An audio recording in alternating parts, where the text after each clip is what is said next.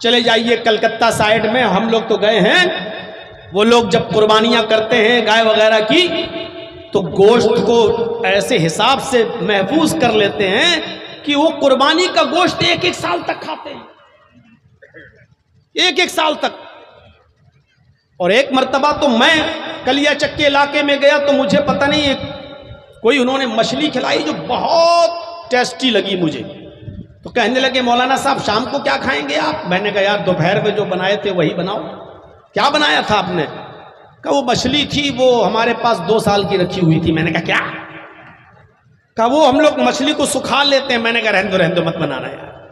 अब सुन लिया कि 2 साल पुरानी मछली उन्होंने मुझे खिलाई थी, तो अब दिल नहीं हुआ, तो मछली को सुखा लेते हैं और 2-2 साल तक खाते हैं। आप गौर करो, एक देहाती अल्लाह के नबी के पास आया, एक देहाती, और अपने गांव की कुछ शिकायत लेकर आया, और अल्लाह के नबी के सामने खड़ा है और कुछ बोलना चाहता है ऐसे, और नबी को देखता, मोहम्मद रसूलुल्लाह को देखता तो ऐसे कांपने लगता, थर्राने लगता। देखिए बेचारे, पहले आप लोग बीच में बैठ जाएंगे, फिर बाद में उड़ के भागने लगते हैं। शुगर तो नहीं है? तो शुगर वालों को ज़्यादा पेशाब आता है, तो डिस्टर्ब ना करें तो ज़्यादा अच्छा है भाई। जब बहुत ज़्यादा ज़रूरी हो, निकलने वाला हो, तब आप भागिए। अगर कंट्रोल कर सकते हो तो बैठे रहिए यार, डिस्टर्ब मत करिए भाई। तो मेरे भाइयों गौर से सुनिए इस बात को। वो आया, अल्लाह के नबी से कुछ कहना चाहता है, इब्ने माजा की रिवायत, लेकिन वो जैसी कहता है अल्लाह के नबी, डरने लगता, कांपने लगता। आप समझ गए ये बेचारा मुझसे आंखें नहीं मिला पा रहा है, ये डर रहा है मुझसे। तो अल्लाह के नबी उठे और उठने के बाद उसका कांधा पकड़ा, ये दोनों कांधे, और कांधा पकड़ कर कहा ला तखफ अना इब्नु इम्रातिन ताकुलुल कदीद। मेरे भाई क्यों डर रहे हो? मत डरो। इन्नी लस्तु बिमलक, मैं कोई बादशाह नहीं हूं, मैं कोई बादशाह नहीं हूं, किसी मुल्क का हुक्मरान नहीं हूं। क्यों डर रहे हो तुम मुझसे? इन्नी लस्तु बिमलिक, मैं कोई बादशाह नहीं हूं, मैं हाकिम वक्त नहीं हूं। अना इब्नु इम्रातिन ताकुलुल कदीद, इस जुमले पर गौर कीजिए। आपने उससे कहा तुम अपनी बात खुलकर बोलो, क्या कहना चाहते हो? मैं भी एक ऐसी औरत का बेटा हूं, मुझे भी एक ऐसी औरत ने पैदा किया है अपने पेट से, मुझे भी एक ऐसी औरत ने जना है जो सूखे हुए गोश्त के टुकड़े खाती थी। अना इब्नु इम्रातिन ताकुलुल कदीद, मुझे भी एक ऐसी औरत ने पैदा किया जो खुश्क गोश्त, सूखा हुआ गोश्त खाती थी।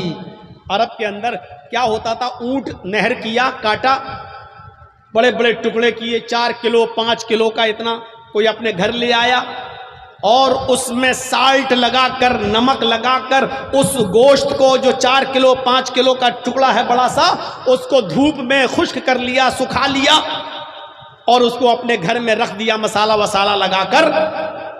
अब वो गोश्त जरूरत पड़ने पर थोड़ा सा काटा, आधा किलो 1 किलो, और बना लिया। फिर वो रखा हुआ है घर पे, वो गोश्त सुखा लिया जाता था और महीनों वो गोश्त खाते थे लोग। आज भी तो अरब के अंदर भी ये दस्तूर था, गोश्त के बड़े बड़े टुकड़ों में नमक लगाकर, मसाला वसाला लगाकर धूप में सुखा लिया जाता और उसको महीनों रखा जाता था। जरूरत पड़ी थोड़ा सा काटा और पका लिया। इसको कदीद कहते हैं अरबी जबान में, कदीद। अल्लाह के नबी ने फरमाया अना इब्नु इम्रातिन ताकुलुल कदीद। बोलो क्या कहना चाहते हो? क्यों डरते हो मुझसे? क्यों घबरा रहे हो? मैं भी एक ऐसी औरत का बेटा हूं जो गोश्त के सूखे टुकड़े खाती थी, यानी मैं भी तुम्हारी तरह का एक इंसान हूं, डरने की जरूरत नहीं। मोदी जी कह पाएंगे? आपके नेपाल के राजा कह पाएंगे? बोलो क्या कहते हो? बोलो बोलो। अरे मैं भी तुम्हारी तरह का एक इंसान हूं, डरो नहीं, कह पाएंगे? अल्लाह के नबी उसका डर दूर कर रहे हैं और कह रहे हैं बोलो मैं भी तुम्हारी तरह का एक इंसान हूं, मैं भी एक ऐसी मां का बेटा हूं जो गोश्त के सूखे टुकड़े खाया करती थी। उसने कहा हाँ तब तो ठीक है। तब उसने अपनी बात पूरी की, पूरी। मुआज़ इब्न जबल मुल्क शाम से आए, हीरा बस्ती से आए, और आने के बाद अल्लाह के नबी जनाब मोहम्मद रसूलुल्लाह सल्लल्लाहु अलैहि वसल्लम के सामने गिर गए और सजदा करने लगे। अल्लाह के नबी सल्लल्लाहु अलैहि वसल्लम ने मुआज़ इब्न जबल से कहा, मुआज़ ये क्या कर रहे हो, मेरे सामने सजदा, मेरे सामने सजदा। हजरत मुआज़ इब्न जबल ने फरमाया, क्या अल्लाह के नबी, मैंने शाम में देखा है, हीरा बस्ती में देखा है कि वहां के यहूदी और वहां के ईसाई अपने अपने बादशाहों को सजदा करते हैं। जब यहूदी और ईसाई अपने बादशाह को सजदा करते हैं तो क्या आप उनसे बढ़कर नहीं है, हम आपको सजदा क्यों ना करें? आप ज्यादा हक रखते हैं कि आपको सजदा किया जाए। जब यहूदो नसारा अपने अपने हुक्मरानों को सजदा कर सकते हैं तो हम अपने नबी को सजदा क्यों ना करें? अल्लाह के नबी ने फरमाया, आए मुआज़, लौ मररत बिक़ब्री अतस्जुद लहू, अतस्जुद लहू।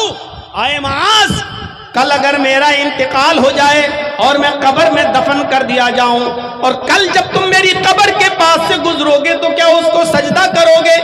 कल जब तुम मेरी कब्र के पास से गुजरोगे तो क्या मेरी कब्र को सजदा करोगे? मुआज़ इब्न जबल ने कहा नहीं, ऐ अल्लाह के रसूल, कब्र पे सजदा क्यों करूंगा? आपने फरमाया, फला तफाल, ऐसा करना भी नहीं, ऐसा करना भी नहीं।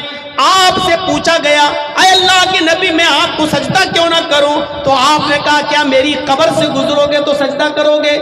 यानी अभी तो मैं जिंदा हूं, मेरी जिंदगी में अगर तुम मुझे सजदा करोगे मैं तो रोक लूंगा, जिंदगी में तो नहीं करने दूंगा सजदा। लेकिन आपको फिक्र हुई मेरे इंतकाल के बाद कहीं मेरी कब्र पे सजदा न करने लगे, तो आपने कहा, क्या मेरी कब्र पे गुजरोगे तो सजदा करोगे? कहा नहीं। फरमाया, करना भी नहीं। अगर अल्लाह के अलावा किसी को सजदा करना जायज होता तो मैं बीवी को हुक्म देता कि वो अपने शौहर को सजदा करे, मैं औरत को हुक्म देता कि वो अपने शौहर को सजदा करे। अल्लाह के नबी ने फरमाया कि अल्लाह के अलावा सजदा किसी के लिए जायज नहीं है, और अगर अल्लाह के अलावा सजदा किसी के लिए जायज होता तो औरत को यह हुक्म मैं देता कि वो अपने शौहर को सजदा करे। इससे पता चलता कि शौहर का मकाम और शौहर का मर्तबा कितना बड़ा है। तो अल्लाह के रसूल ने अपने सामने सजदा नहीं करने दिया। क्यों? क्योंकि आप भगवान नहीं थे। आप भी यही कहते थे कि मैं भी तुम्हारी तरह एक इंसान। वेदाहामित पुरुष महानिमादित्य वरुण तपस प्रस्तात् यन्याय अज्ञान हेतु किरत मोह मदांधिकारम नाशम विधायम हितदोदयते विवेका। अहमद जब इस दुनिया में आएंगे तो महान पुरुष बनकर आएंगे। वेदाहामित पुरुष महानिमादित। आखिरी नबी के बारे में हिंदू धर्म की किताबें ये कहती हैं कि अंतिम ऋषि भी इस दुनिया में जब आएगा तो वो पुरुष होगा, इंसान होगा। वेदाहामिद अहमद आएगा, पुरुष इंसान होगा। महान इमादत, इतना बड़ा महान पुरुष होगा कि उसके बराबर कोई दूसरा नहीं होगा। वरुण तपस, वो अल्लाह का बहुत ही ज्यादा नाम लेने वाला होगा। वरुण तपस प्रस्ताद, वो ईश्वर का, वो अल्लाह का बहुत ही ज्यादा नाम लेगा। जब वो आ जाए तो उसी की कुटिया में चले जाना, जब वो आ जाए तो उसी के मजहब में शामिल हो जाना, जब वो आ जाए तो उसी की शिक्षा को ग्रहण कर लेना, जब वो आ जाए तो उसी की शिक्षा को एक्सेप्ट कर लेना। प्रस्ताव यन्याया, स्वर्ग में जाने का, पैराडाइज में जाने का, जन्नत में जाने का मोहम्मद के रास्ते के अलावा कोई दूसरा रास्ता नहीं होगा। अज्ञान हेतु किरत मोह मदांधिकारम नाशम, उनका नाम मोहम्मद होगा। वो इस धरती पर जब आएंगे तो उनके आने के बाद अंधिकारम नाशम, दुनिया में जितना भी अंधेरा होगा वो नाश हो जाएगा। मोह मदांधिकारम नाशम, मोहम्मद अंधेरे को दूर कर देंगे, सारे गुनाहों के कामों को मिटा देंगे। मोहम्मदुर रसूलुल्लाह के आने से पहले कौन सा गुनाह ऐसा था जो इस धरती पर नहीं होता था? मेरे भाइयों, जुआ इतना खेला जाता था, जुआ इतना खेला जाता था कि लोग जुए में जब रकम हार जाते थे तो अपना मकान जुए में लगा दिया करते थे, और जुए में जब मकान भी हार जाते थे तब भी हार नहीं मानते थे, वो जुए में फिर अपनी बीवी लगा दिया करते थे।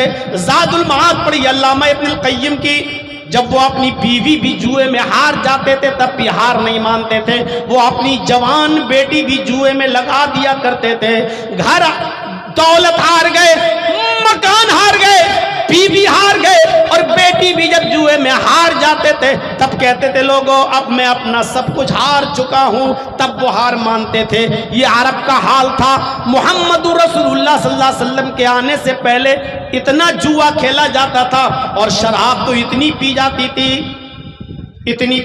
थी कि उनके घर में जब कोई बच्चा पैदा होता तो सबसे पहले उस बच्चे के हलक में शराब के कतरे डाले जाते, और बाप अपने बेटे के मुंह में शराब की बूंदे ड्रॉप्स डालता, कतरे डालता, और फख्र करता कि मेरा बेटा सबसे पहले इसके मुंह में शराब गई है, खानदानी है, नाम रोशन करेगा, मेरा बेटा भी शराबी बनेगा। इतनी शराब पी जाती थी। हम लोग खाना खाते वक्त दस्तरखान पर पेप्सी और थम्स अप की बोतल रख लेते हैं। अरब के लोग जब खाना खाते थे तो दस्तरखान पर पानी की जगह पर शराब की बोतलें रख लिया करते थे, और जब खाने का लुकमा अटक जाता था तो बजाय पानी पीने के वो शराब से उतारते थे। शराब इतनी पीते थे कि शराब के नशे में वो भूल जाते थे कि मेरी बीवी कौन है और मेरी बेटी कौन है। मुस्नद अहमद की रिवायत के मुताबिक एक सहाबी ने जब शराब हराम नहीं हुई थी तो इतनी शराब पी ली कि शराब के नशे में वो अपनी बेटी का हाथ पकड़ लिए। नौजवानों, ये शराब कितनी बुरी चीज है। ये नेपाल के हर चप्पे चप्पे पर और कोने कोने पर मिलती है। मैं भी 2 साल नेपाल की सरजमीन पर पड़ा हूं। सिराजुल्लूम में, झंडा नगर में मैं रहा हूं। मुझे मालूम है, नेपाल का चप्पे चप्पे से वाकिफ हूं और उसकी पूरी हिस्ट्री मुझे मालूम है। पान की दुकानों तक में शराब खुलेआम बिकती है। ये शराब जब हराम नहीं हुई थी तो एक सहाबी ने ये शराब जब पी ली तो शराब के नशे में वो भूल गए कि बीवी कौन है और बेटी कौन है। उन्होंने बेटी का हाथ पकड़ लिया और उसी को खींच कर वो बंद कमरे में ले जाने लगे। बीवी को पता चला, दौड़ती हुई आई, उसने अपनी बेटी को छुड़ाया और शौहर को धक्का देकर कमरे में बंद कर दिया। 2-4-5 घंटे के बाद जब शौहर के शराब का नशा उतर गया तब उसने अंदर से दरवाजा खटखटाया। बीवी ने दरवाजा खोला तो बीवी को पीटने लगा। बीवी पीटने के बाद कहती है, मेरे हस्बैंड तुमने मुझे क्यों मारा? कहा तूने मुझे कमरे में क्यों बंद कर दिया था? कहा तुमने शराब पी रखी थी। शौहर ने कहा मैं तो शराब पीता ही हूं, आज पी ली तो क्या हुआ कि आज तुमने कुछ ज्यादा ही पी ली थी। शौहर ने कहा अरे कभी कम कभी ज्यादा ये तो होता ही रहता है, अगर ज्यादा भी पी ली तो क्या हुआ? बीवी ने कहा आज इतनी पी ली कि बीवी में और बेटी में फर्क भूल गए, कौन बेटी है और कौन बीवी ये आप अंतर भूल गए और बजाय बीवी के बेटी का हाथ पकड़ लिया। अगर मैं वक्त पर नहीं आती तो आप बेटी के साथ मुंह काला कर बैठते। इतना सुनना था कि वो सहाबी जमीन पर लात मारते हैं, आसमान पे नजर डालते हैं और चीख कर कहते हैं अय अल्लाह ये दिन सुनने से पहले मैं जिंदा कैसे हूँ? काश ये जमीन फट जाती और मैं धंस जाता और मैं मर जाता। अब मैं अपनी बेटी के सामने कौन सा चेहरा लेकर आऊंगा? अब मैं अपनी बेटी के सामने कौन सा चेहरा पेश करूंगा? मेरी बेटी मेरे बारे में क्या सोचेगी? उसके बाद कहते हैं कि अल्लाह तू गवाह रहना, आज के बाद मैं शराब को हाथ नहीं लगाऊंगा, आज के बाद मैं शराब नहीं पीऊंगा। नौजवानों, जब ये शराब हराम नहीं हुई थी एक हल्का सा नुकसान देखा और इस शराब के नुकसान को देखकर सहाबी ने शराब अपने ऊपर हराम कर ली और हाथ न लगाने की कसम खा ली। जब शराब हराम नहीं हुई थी तो लोग छोड़ देते थे, और जब ये शराब तुम्हारे नबी ने हराम कर दी तो इससे कितना बचना चाहिए, इससे कितना परहेज करना चाहिए, इससे हमें कितना दूर रहना चाहिए। ये शराब इंसान की अकल को ढांप लेती है और इंसान की अकल से बड़े और छोटे की तमीज शऊर को निकाल देती है।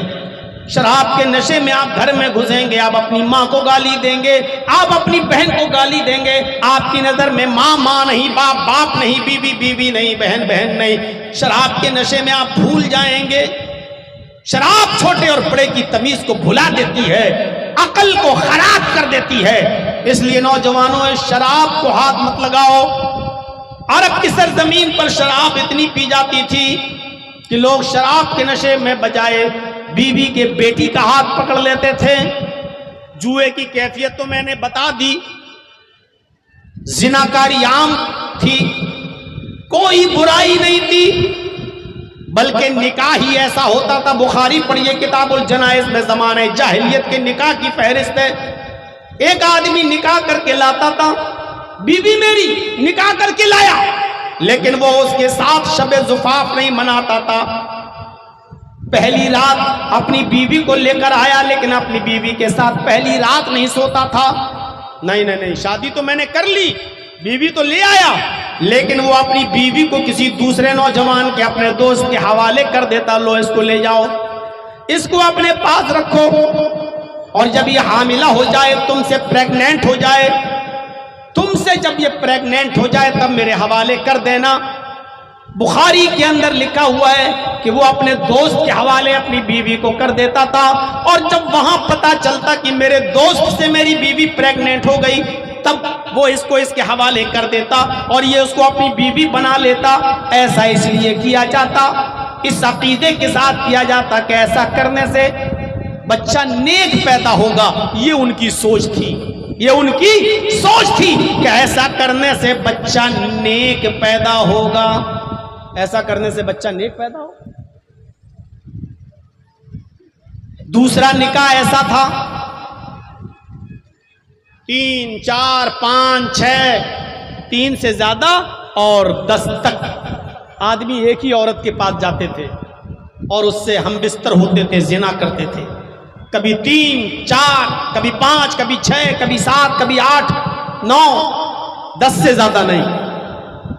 एक ही औरत के पास जाते, पूरे साल उससे मिलते, जिना करते उसके साथ, और जब इस औरत के कोई बच्चा पैदा होता तो ये सबों को बुलाती, जितने लोग इसके पास गए होते ये सबको बुलाती और कहती, तुम भी आए मेरे पास, तुम भी आए, तुम भी आए, तुम भी आए, तुम सबने मेरे साथ क्या किया ये तुम सबको मालूम है। सब लोग कहते हाँ मैं जानता हूं। अब ये मेरे बच्चा पैदा हुआ है, अब इस बच्चे को मैं बाप दूंगी और मैं इस बच्चे की मां बनूंगी, तो इस बच्चे का एक बाप भी होना चाहिए। पता नहीं ये किसका बच्चा है, क्योंकि उससे तो 10 लोग मिले हैं, पता नहीं ये किसका बच्चा है, लेकिन वो औरत को इख्तियार होता, वो उस बच्चे को उठाती और उन 10 लोगों में से जिसकी गोद में रखना चाहती रख देती। ये लो, अब उन 10 में से जिसकी गोद में बच्चा रख देती, ये उसी का बच्चा मान लिया जाता, ये उसकी बीवी हो जाती, वो उसका हस्बैंड, उसका शौहर हो जाता। वो उठता और उस बच्चे को और इस औरत को लेकर चला जाता, भी ये उसकी बीवी हो गई, वो उसका बच्चा हो गया। उन 9 लोगों के ऊपर कोई गिरफ्त नहीं, वो आजाद। ये शादी का दूसरा तरीका था। इस तरीके से शादियां होती थी मोहम्मद रसूलुल्लाह के आने से पहले, नबी के इस दुनिया में आने से पहले इस तरीके से शादियां होती थी। खाने काबा का औरतें बिल्कुल बरहना होकर, नंगी होकर तवाफ करती थी, एक भी कपड़ा उनके जिस्म पर नहीं होता था। जैसे कोई बच्चा मां के पेट से पैदा होता है बिल्कुल नंगा होता है, ऐसे ही औरतें खाने काबा का बिल्कुल नंगी होकर तवाफ करती थी, बरहना होकर तवाफ करती थी। उनके जिस्म पर कपड़े का एक भी तार नहीं होता था। पढ़िए रहीकुल मखतूम मौलाना सफीउर रहमान साहब मुबारकपुरी रहमतुल्लाह अलैह की ज़माने जाहिलियत में जो बुराइयां थी उनमें एक बुराई ये भी थी कि औरतें खाने काबा का बिल्कुल बरहना होकर और नंगी होकर तवाफ करती थीं। उन औरतों को कपड़ा पहनने का अधिकार नहीं था, उन औरतों को कपड़ा पहनने का हक हासिल नहीं था। मोहम्मदांधिकारम नाशम विधायम, मोहम्मद आएंगे सारे अंधेरे को नाश कर देंगे। अल्लाह के नबी सल्लल्लाहु अलैहि वसल्लम जब आए तो आपने जुए को हराम करार दे दिया, शराब की हुर्मत का ऐलान कर दिया, औरत को इज्जत दी। उसको जो औरत खाने काबा में नंगी होकर तवाफ करती थी उसके जिस्म पर कपड़ा पहनाया, उसको पर्दे का हक दिया, उससे कहा कि पर्दे में रहो। पर्दे में इतनी बेहयाई थी कि औरत खाने काबा का बिल्कुल नंगी होकर तवाफ करती थी लेकिन शर्माती नहीं थी। लेकिन नबी अकरम ने ऐसी हया पैदा कर दी, औरत को पर्दा में ऐसे डाल दिया कि अबू दाऊद पढ़िए किताबुल जिहाद देखिए कि अल्लाह के नबी सल्लल्लाहु अलैहि वसल्लम के जमाने में एक औरत जिसका बेटा मैदान जंग में जंग लड़ रहा है, मैदान जंग में जंग लड़ रहा है और लड़ते लड़ते वो बेटा कत्ल कर दिया गया, वो बेटा शहीद कर दिया गया। माँ के कान में आवाज आती है, तेरा बेटा मैदान जंग में कत्ल कर दिया गया, मैदान जंग में तेरा बेटा मारा गया। उस औरत ने जल्दी से चादर ओढ़ी, जल्दी से पैरों में सॉक्स मोजे पहने और जल्दी से हाथों में ग्लव्स पहने। उसने अपने पैर छिपाए, हाथ छिपाया, अपने सर पे चादर डाली, सिर्फ एक आंख खुली हुई है। अबू दाऊद किताबुल जिहाद देखिए, जल्दी से उसने अपनी जिस्म पर चादर लपेटी और मैदान जंग में चली गई अपने बेटे की लाश देखने के लिए कि मेरा बेटा मैदान जंग में कहाँ है, किस हाल में पड़ा है। मैदान जंग में जाती है तो चीख कर कहती है, आई नबनी, आई नबनी, मेरा बेटा कहाँ है, मेरा बेटा कहाँ है। लोगों ने कहा तुम कौन हो? उसने कहा मैं उस बच्चे की माँ हूँ जो मैदान जंग में कत्ल कर दिया गया, मेरा बेटा मैदान जंग में मार डाला गया, मैं अपने बेटे को देखने आई हूं। उसको उसके बेटे की लाश के पास लाया गया, वो अपने बेटे की लाश को देख रही है। लोगों ने कहा तेरा बेटा मैदान जंग में मरा है, शहीद हो गया, कत्ल कर दिया गया, और तू अपना चेहरा छिपाकर, अपना जिस्म छिपाकर अपने बेटे को देख रही है। इस हाल में भी तू इतना पर्दा कर रही है, तू इस हाल में अपने बेटे को देख रही है, इस हाल में कि अगर कोई औरत ये सुन ले कि मेरा बेटा मर गया तो वो पागल हो जाती है, उसको अपने कपड़ों का होश नहीं रहता, उसको अपने पर्दे का होश नहीं रहता, उसको अपने बालों का होश नहीं रहता, वो पागल सी हो जाती है। और तूने सुना कि मेरा बेटा मैदान जंग में शहीद हो गया और तू कपड़े में मलबूस छिपी हुई, चेहरा छिपाकर इस हाल में अपने बेटे को देख रही है। इस हाल में तेरा बेटा शहीद पड़ा है और इस हाल में भी तू इतना पर्दा कि तेरा चेहरा तक नहीं दिख रहा है। उस औरत ने जो जवाब दिया वो अबू दाऊद में मौजूद है। उस औरत ने जवाब दिया, इन उर्ज़बनी फलन उर्ज़ा हयाई, लोगों मैदान जंग में मैंने अपना बेटा खोया है, मैंने अपनी हया नहीं खोई, मैंने अपना पर्दा नहीं खोया। मैदान जंग में मैंने अपनी औलाद को, अपने बेटे को खोया है, अपनी हया नहीं खोई, अपना पर्दा नहीं खोया। इस हाल में भी उसने पर्दा किया। नेपाल वालों और धनोषा वालों, जलसा करा रहे हो ना? हालत यह है कि मेला लगाए हो। हालत यह है कि इस जलसे में भी तुम्हारे घर की औरतें अपने बच्चों को झुला रही हैं और शॉपिंग कर रही हैं। मर्द और औरतों का इज्तिमा एक साथ है। मैदान जंग में उसका बेटा शहीद, इसके बावजूद वो अपना चेहरा नहीं खोल रही है। तुम अपनी औरतों को पर्दा कराओगे? ये हया हमारी औरतों में कहां से आएगी? आज तो ईद का दिन है औरतों के लिए। हमें मर्द खामोश नजर आ रहे हैं लेकिन औरतों की आवाज अभी तक स्टेज पे आ रही है। ये खामोश रहने वाली कौम नहीं है। और जलसे में तो इनका इंतजाम इतना करीब करना ही नहीं चाहिए। रेडियो का बटन बंद करो, रेडियो तो बंद हो जाएगा, लेकिन औरत इतनी बड़ी मुसीबत है कि लाख इसका थूथड़ा बंद करो, होने वाला नहीं। आज तो मौका मिला है इनको अपनी साड़ी दिखाने का, अपना कपड़ा दिखाने का, अपनी चप्पल दिखाने का, अपना दुपट्टा दिखाने का, अपना मेकअप दिखाने का। आज तो मौका मिला है। ईद के दिन भी इतनी खुशी नहीं होती होगी जितनी आज जलसे में होती होगी। क्या माशाअल्लाह। तनोशा वालों कुछ तो देखो, इतनी मेहनत से आपने जलसा किया और एक चीज आपने गलत कर दी, ये मेला नहीं लगाना चाहिए था। बस जलसे में मेला होगा तो आप क्या समझेंगे कि वहां दीन के लिए लोग जलसा सुनने आएंगे? वो मेले में मैं नहीं जानता हूं कि आपके हाल क्या है। बिहार के जलसों में मैंने देखा है, कटिहार, पूर्णिया, हरिया, मेले और ठेलों की वजह से उन जलसे इतनी बुरी तरीके से फिलाप हुए हैं कि कई जलसों में मैंने देखा कि जलसा खत्म होने के बाद लड़के और लड़कियों को पकड़ा गया खेतों में से, मेलों में से, और बाकायदा उनको बिठाया गया है। सुबह होकर उनकी पंचायतें बिठाई गई हैं। उनको क्या सजा दी जाए? रंगे हाथ जलसों में पकड़ा गया है। ये मेले लगाओगे तो बेपर्दगी फैलेगी, बेहयाई फैलेगी, बेशर्मी फैलेगी। आप क्या समझते हो कि औरतें चूड़ियां खरीदने नहीं जाएंगी मेले में?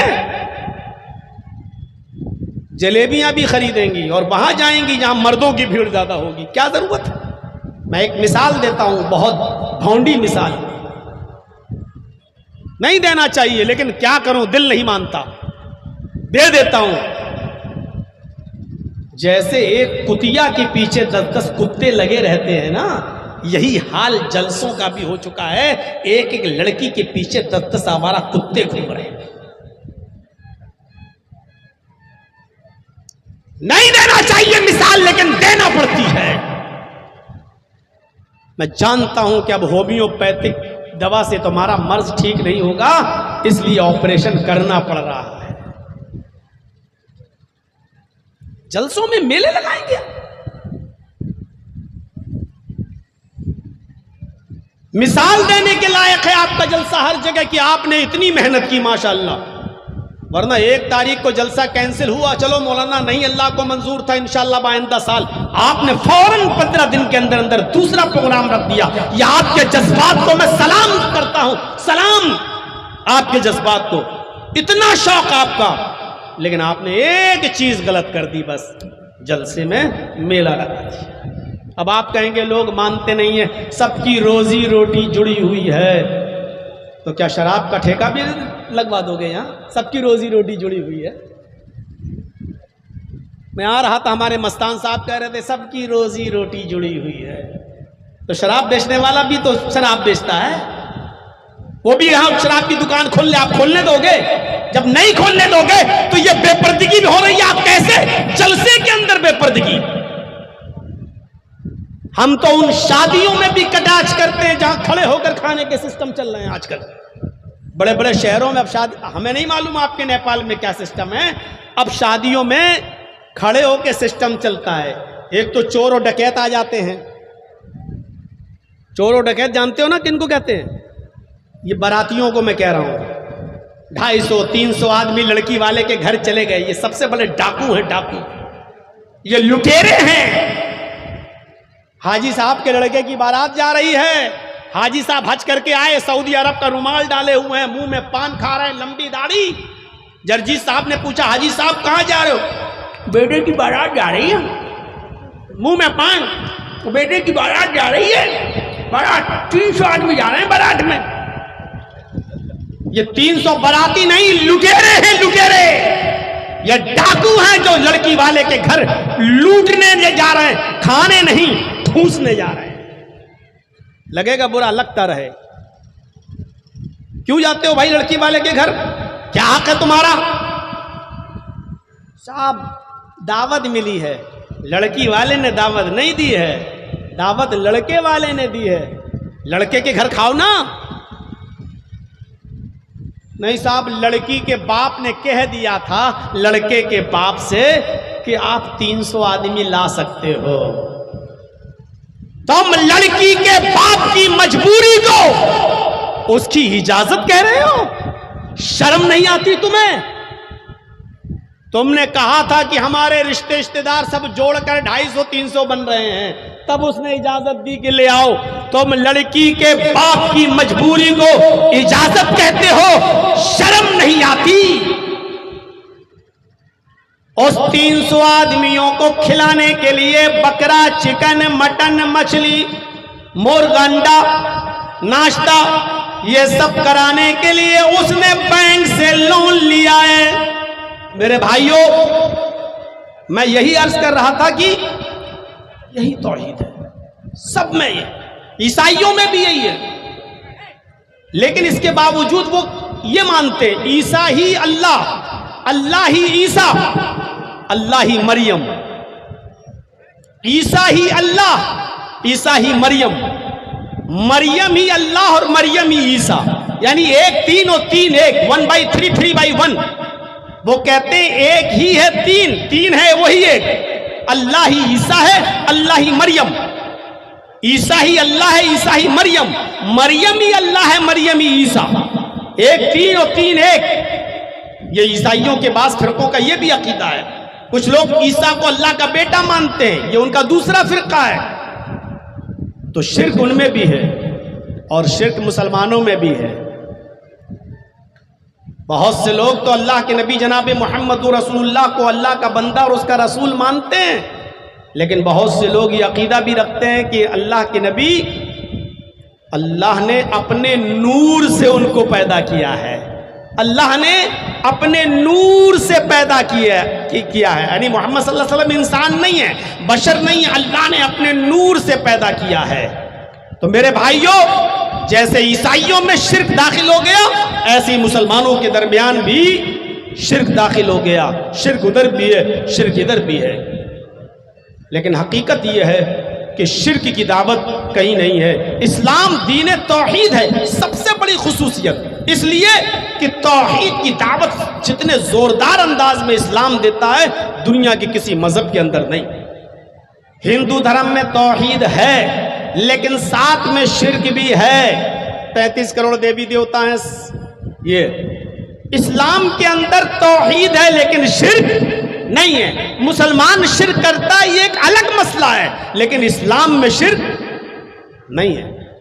तो इस्लाम दीन तौहीद है, दीन तौहीद।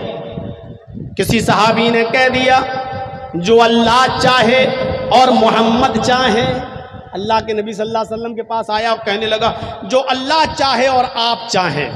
बस इतना कहना था कि अल्लाह के नबी सल्लल्लाहु अलैहि वसल्लम ने फरमाया, नहीं, सिर्फ अपनी जबान से यह कहो, सिर्फ अल्लाह अकेले जो चाहे, अल्लाह अकेले जो चाहे। ये तौहीद। खुद अल्लाह के नबी मना कर रहे हैं, मेरा नाम शामिल मत करो। अल्लाह के नबी मक्के से चलकर जब मदीने आए, हिजरत के मौके पर जब मक्का से मदीना तशरीफ लाए, तो मदीने की औरतें छतों पर चढ़कर मुआयना देख रही हैं कि आज अल्लाह के नबी देखें किसके घर पर रुकते हैं। खुशियां हैं कि आज मक्के से एक चांद तुलू हुआ है और मदीने में निकला है। आज अल्लाह के नबी पता नहीं किसके घर पर रुकेंगे। छोटी छोटी बच्चियां जो मदीने में थी, वो ढोल लेकर दुफ बजाने लगी, दफ ऐसी, और दफ बजाते बजाते बजाते बजाते वो एक गीत गाने लगी। और वो गीत गाते गाते वो ये अशार पढ़ती जा रही थी, तलाल बद्रु अलैना मिन सनैयातिल वदाई वजब शुक्र अलैना मा दा लिल्लाहि दाई। आज तो 14वीं रात का चांद मक्के से तुलू हुआ है, मदीने में नमूदार हुआ है। आज अल्लाह ने मोहम्मद रसूलुल्लाह को हमारा मेहमान बना दिया है। हम अल्लाह का जितना भी शुक्र अदा करें वो कम है। वजब शुक्र अलैना मा दा लिल्लाहि दाई। अल्लाह के रसूल मक्के से मदीना हमारे दरमियान आए, हम अल्लाह का जितना भी शुक्र अदा करें वो कम है। उन छोटी छोटी बच्चियों ने देखा कि अल्लाह के नबी उनके पास से गुजर रहे हैं, तो उन बच्चियों ने एक जुमला कह दिया, वफीना नबिय्युन यअलमु मा फी गद। आज हमारे पास एक ऐसे नबी आए जो कल की बात भी जानते हैं, कल क्या होने वाला वो बता देते हैं, कल का इल्म भी रखते हैं। अल्लाह के नबी ने जब ये जुमला सुना, छोटी छोटी बच्चियां थीं, उनके मुंह से ये जुमला निकला कि मोहम्मदुर रसूलुल्लाह तो कल की बात भी जानते हैं। आप अपनी ऊँटनी से उतरे और उन बच्चियों के पास आए, आपने उन बच्चियों से कहा दई हाजिल कलिमात, बच्चियों इन जुमलों को छोड़ दो, ये जुमले अपनी जबान से अदा ना करो। अल्लाह की कसम मुझे नहीं मालूम कि कल मेरे साथ क्या होगा, मुझे कल का इल्म नहीं है। अरे मुझे तो थोड़ी देर के बाद मेरे साथ क्या होगा मुझे तो उसका भी इल्म नहीं है।